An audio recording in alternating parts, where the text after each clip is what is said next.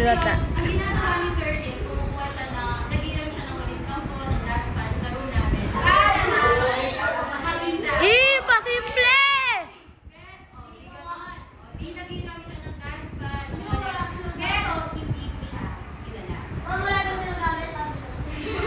Yun nga yung ano niya, paraan. Pero hindi ko siya kilala nun. Tapos sabi niya, kailan niya ng kanento, tinanggal niya yung pagiging crush niya sa akin. Kasi daw, parang wala daw kami pag-asa. Parang wala siyang pag-asa sa akin. Kasi daw, parang mataas daw yung standards ko. Parang hindi daw siya yung gusto ko. Parang gano'n ang ibig sabihin niya. So yun, naging second year. College na kami. Tapos nagkataon, naging magkaklase. Pero, wala ako ulit gusto sa kanya. Kasi hindi niya na rin ako crush. Hindi na rin niya ako crush. Kasi oo, nanlami. Cold! Ang cold! Oo, parang kasi sabi niya walang pag-asa. Tapos, hindi na niya ako crush, no? Ano lang, parang hindi ka lang papansinan.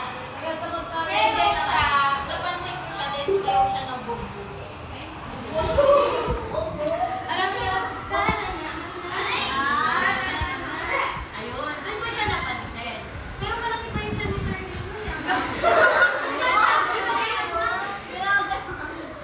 Hindi. Tapos yun, pinagtabi kami ng upuan. Pinagtabi kami ng upuan kasi pinapili siya. Saan mo gustong upuan ng teacher natin? Doon sa matalino o doon sa mabait, anak? Kasi ako, di ba mabait naman ako? Mababa sa yun. So, doon ako inupo. Siguro, doon mag-start na nagkaroon ng spark. Pero kasi ang love kasi nade-develop yan. Hindi siya basta-basta pag-crush mo na, go na. Hindi pwede. Dapat, inaalam niyo muna yung bawat isa. Yung bawat ako, bago ko tanggapin si Sir Neil sa buhay ko, pinakilala ko muna kung sino talaga.